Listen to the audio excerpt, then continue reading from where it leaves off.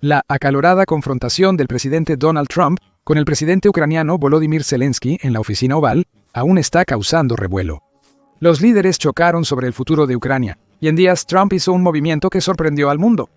Cortó el apoyo militar de Estados Unidos a Ucrania de inmediato. Trump afirma que la guerra en Ucrania es una masacre, y que la única manera de finalizarla es forzando a Ucrania a negociar, pero no todos concuerdan con su enfoque. Los aliados de la OTAN en Escandinavia están adoptando un enfoque muy distinto. Y ahí es donde Noruega entra en la imagen, entregando una respuesta que nadie vio venir. Un día después de que Trump suspendiera la ayuda, el proveedor noruego Halbach Bunkers anunció que dejaría de suministrar combustible a la Marina de Estados Unidos. Aunque parece un cambio menor, esta decisión podría tener implicaciones más profundas de lo que muchos piensan. ¿Por qué Noruega tomó esta decisión sobre la política de Ucrania de Trump? ¿Podría ser el inicio de una división europea al respecto? Analicemos a fondo. Noruega, miembro fundador de la OTAN, ha sido un proveedor clave de combustible en la alianza.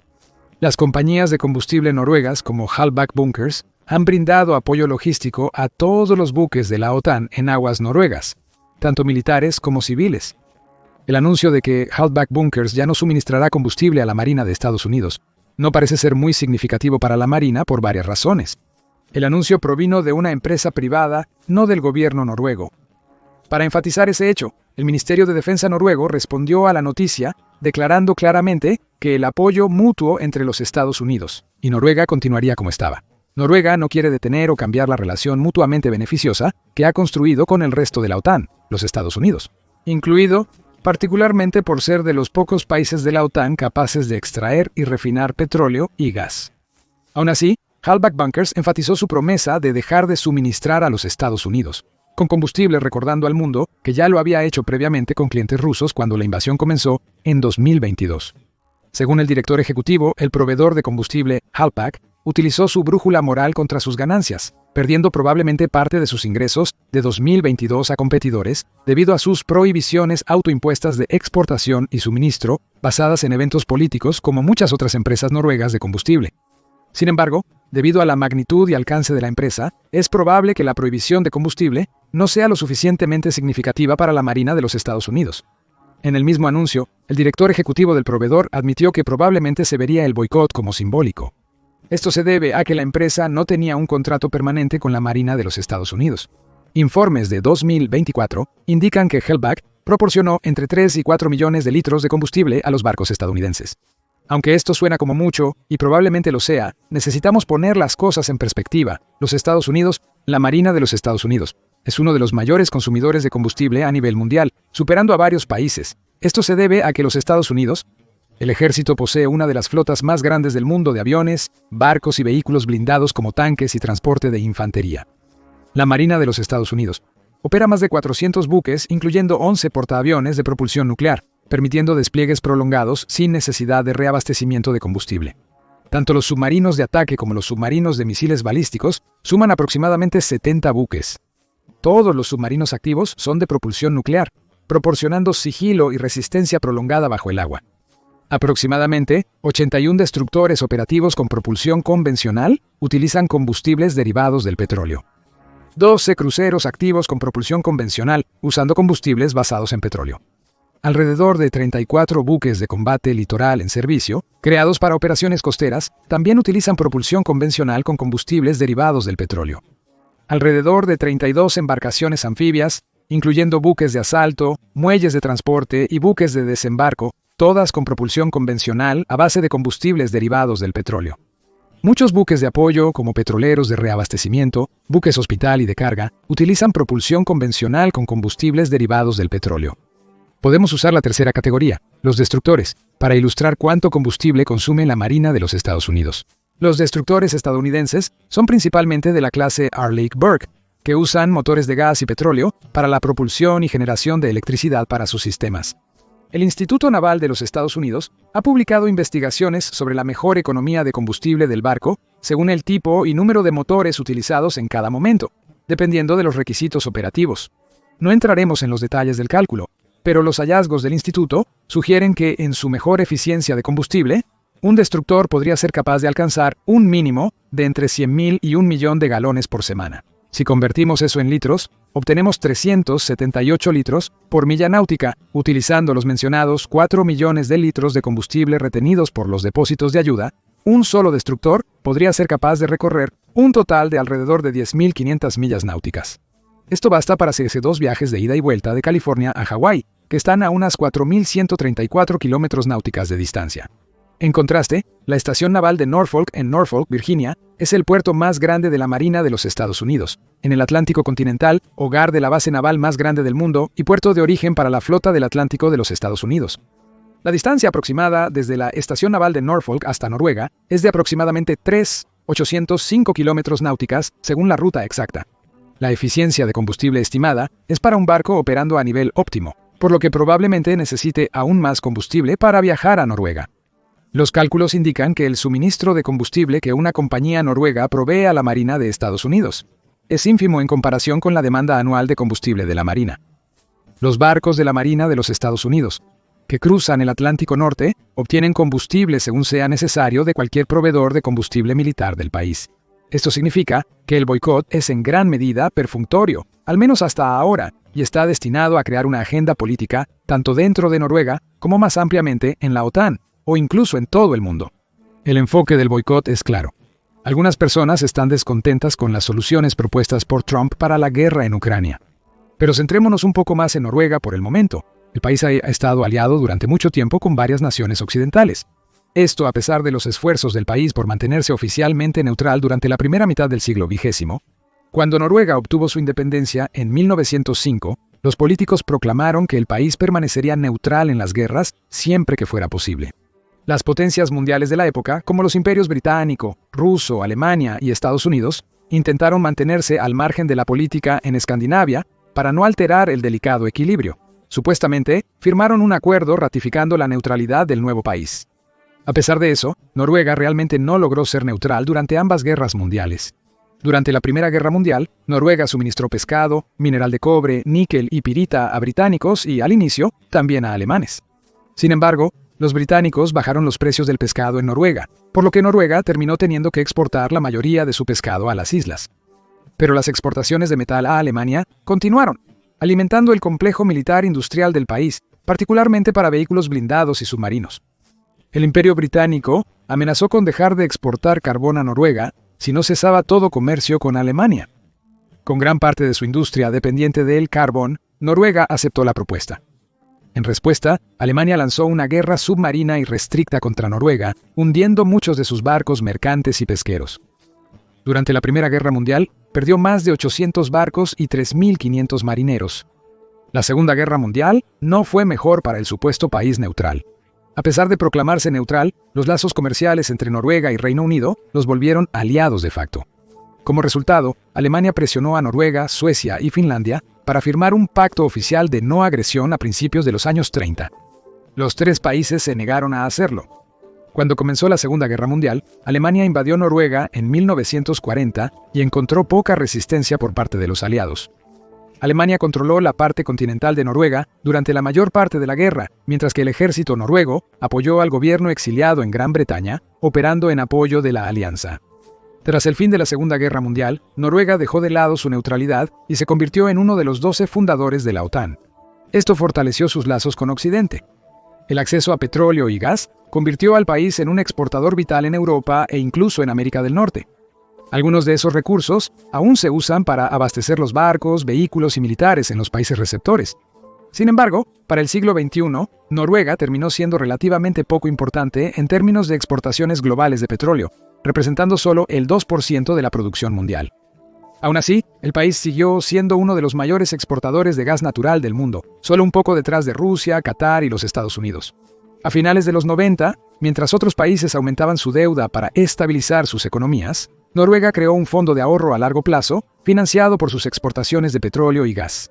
En un principio, el fondo debía financiar el plan de pensiones del país, con una ley que limitaba al 3% la transferencia anual al presupuesto estatal para uso del gobierno.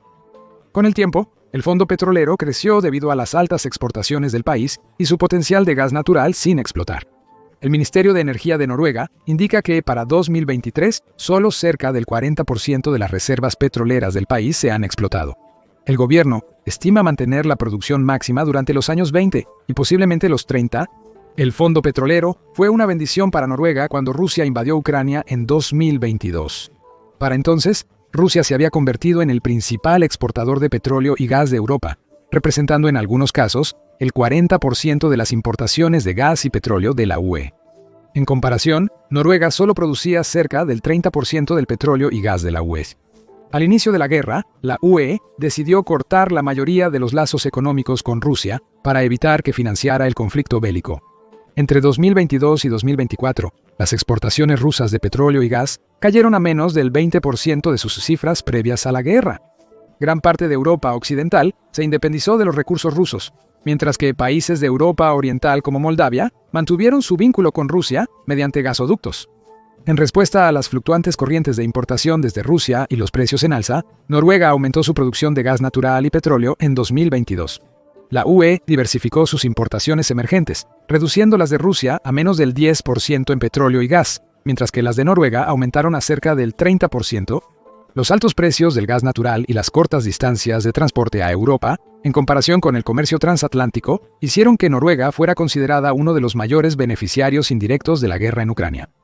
Esto implicó que el fondo petrolero del país, antes usado como reserva para pensiones y emergencias, podría utilizarse para brindar ayuda financiera crucial a Ucrania durante la guerra.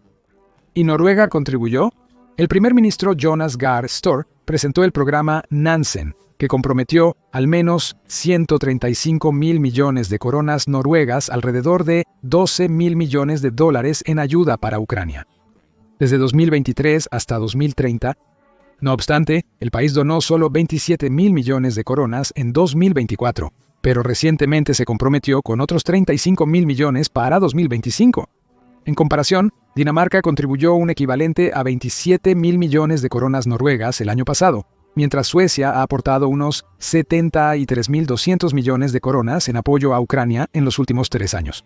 Aunque estas cifras parecen altas, cabe recordar que Noruega es uno de los pocos países que no aumenta su deuda nacional para brindar estas donaciones. ¿Está usando las reservas de la exportación de petróleo y gas? Esas mismas reservas indudablemente han sido impulsadas por el aumento de beneficios antes mencionado. El Ministerio de Finanzas de Noruega, liderado por Jens Stoltenberg, exsecretario general de la OTAN de 2014 a 2024, calculó que Noruega ganó 1.25 billones de coronas o dólares, 117.000 millones en ingresos extra, por el aumento de las exportaciones durante los 3 años de guerra. Esta suma es casi equivalente a las donaciones de todo el contingente europeo de la OTAN a Ucrania en los últimos 3 años juntos, 130.000 millones de dólares acumulados de las ganancias de exportación de una sola nación. Se estima que Noruega es solo el 8º mayor contribuyente financiero en donaciones a Ucrania, ligeramente por delante de sus vecinos Suecia en 9º lugar y Dinamarca en 12º lugar, según los recursos del Instituto Kiel. Sin embargo, otros estimadores de financiamiento, con datos hasta enero de 2025, excluyen a Noruega del top 10. Dada la discrepancia entre cuánto ganó Noruega en beneficios de las exportaciones durante e indirectamente debido a la guerra en Ucrania, algunos medios de comunicación escandinavos han confrontado directamente la falta de financiamiento proporcional de Noruega, al menos en comparación con otros países escandinavos. Consideremos a Suecia, país sin frontera con Rusia, a diferencia de Noruega y sin la industria petrolera y de gas noruega, ni el complejo militar industrial y preparación de Finlandia, nación europea con la frontera más extensa con Rusia. No obstante, ha aportado casi la misma ayuda. Además, sus vecinos escandinavos podrían mirar a Noruega con recelo por otra razón. Como secretario general de la OTAN, Stoltenberg instó a la OTAN y a sus países miembros, incluyendo Estados Unidos y Noruega, a donar lo más posible a Ucrania. Sin embargo, cuando volvió a servir solo a Noruega, las donaciones del país no aumentaron. Esto se relaciona con el presunto boicot del búnker Haudbach a la Marina estadounidense. El Ministerio de Defensa de Noruega afirma que esta decisión es de una empresa privada y que Noruega probablemente mantendrá un nivel similar de apoyo y relaciones con los Estados Unidos. Con la nueva administración de Trump, es probable que el apoyo de Estados Unidos a Ucrania disminuya en los próximos meses. Según Kiel, Estados Unidos representa cerca del 30% de las donaciones a Ucrania enfocadas en equipos militares y municiones. Esto podría afectar significativamente la capacidad de Ucrania para defenderse al ritmo de 2024. ¿Recuerdas la segunda mitad de 2024? Durante ese periodo, Ucrania invadió Kursk, capturando en pocas semanas un territorio similar al que Rusia ocupó en el Donbass tras meses de combates. La respuesta tardía de Rusia a la incursión en Kursk y los fracasos estratégicos y logísticos al traer tropas norcoreanas a la región resultaron en que Ucrania aún mantuviera el control sobre la mitad del territorio ocupado. La situación empeoró cuando la administración del expresidente Joe Biden permitió que Ucrania utilizara misiles de largo alcance como los ATACMS y desarrollara drones kamikaze para atacar ubicaciones en territorio ruso. Estos ataques de largo alcance combinados devastaron las refinerías de petróleo y complejos militares de la región vecina a Rusia. Fue una continuación de los triunfos que Ucrania obtuvo el año previo, en parte debido a las mismas donaciones de la OTAN. Pero ahora, esas valiosas donaciones podrían verse afectadas por la decisión de Trump de retener contribuciones para forzar a Ucrania en las propuestas de conversaciones de paz. Considerando el panorama completo, un boicot de una sola compañía de combustible hacia el ejército estadounidense parece una respuesta menor. Sin embargo, también podría señalar el inicio de un cambio importante en las relaciones dentro de la OTAN, particularmente entre Estados Unidos y los países europeos. Después de todo, Estados Unidos sigue siendo el ejército más grande del mundo y no necesita las contribuciones de la OTAN para mantener esa posición. Estados Unidos gasta más en defensa que los siguientes ejércitos combinados. Se estima que incluso potencias como China necesitarán más de una década para igualar a Estados Unidos en tecnología militar. En cambio, Rusia comparte frontera directa con 5 naciones de la OTAN en Europa y está relativamente cerca de la mayoría. La mayoría de las capitales europeas están al alcance de los misiles balísticos de largo alcance que Rusia confirmó poseer. El ejército ruso probó un misil balístico de largo alcance disparándolo hacia Ucrania. El ataque, que causó daños mínimos, utilizó un misil balístico de medio alcance previamente desconocido. En comparación con un misil balístico intercontinental, con un alcance de más de 6.000 millas, se estima que el diseño experimental tiene un alcance de unas 1.500 millas. En contraste, la distancia entre Kaliningrado, el exclave ruso en Europa, y Londres, una de las 2 únicas capitales europeas con arsenales nucleares independientes, es de solo 900 millas. Por lo tanto, Rusia ha demostrado que tiene armas que pueden amenazar fácilmente la parte europea de la OTAN sin recurrir a las armas grandes. Si Estados Unidos retira su apoyo a Ucrania o abandona la alianza de la OTAN en términos de defensa unificada, la OTAN deberá buscar otra forma de defenderse contra el ataque. Francia ya ha propuesto extender su disuasión nuclear submarina a toda Europa. Esta propuesta se basa en la posibilidad de que Estados Unidos retire una red de defensa similar establecida fuera de Europa. Actualmente, Estados Unidos almacena parte de su arsenal nuclear en Alemania, Países Bajos y Bélgica. Si más compañías de combustible de Noruega siguen los pasos establecidos por los búnkers de Hallbäck, los Estados Unidos, la Marina de Estados Unidos enfrentaría problemas logísticos en Europa, aunque los Estados Unidos teóricamente tiene la suficiente capacidad de refinación petrolera para abastecer a su ejército, pero necesitaría transportar el combustible desde Estados Unidos a Europa en petroleros. Debido a que los petroleros usarían combustible ellos mismos, esto reduciría considerablemente la capacidad del país para mantener reservas tanto para uso interno como para exportaciones, aumentando los costos y disminuyendo las ganancias del sector energético. Si Estados Unidos recalcula sus gastos de defensa sin recibir exportaciones vitales de combustible de países como Noruega, podría decidir que estaría mejor sin la alianza. Esta situación solo favorecería a Rusia, ya que debilitaría severamente a todo el mundo occidental, mientras que Ucrania seguiría intentando repeler una invasión, ahora sin donaciones vitales, para cambiar el rumbo en una guerra cada vez más dependiente de la tecnología. Finalmente, los sucesos recientes sobre las interacciones de Trump con Ucrania aún no han impactado por completo la geopolítica internacional. Las decisiones políticas de empresas independientes podrían no impactar a naciones enteras, pero si lo hicieran, podría iniciar un cambio en el orden mundial. Uno que, paradójicamente, favorece a Rusia y China. ¿Qué piensas tú? ¿Superará Europa la tumultuosa ruptura de relaciones entre Ucrania y los Estados Unidos? ¿Noruega, que supuestamente se ha beneficiado de la invasión, disminuirá o aumentará su ayuda a Ucrania? Déjanos saber en los comentarios abajo y gracias por ver. Ahora ve y revisa, Ucrania no puede creer lo que acaba de hacer Finlandia. Apoyo increíble. O haz clic en este otro video en su lugar.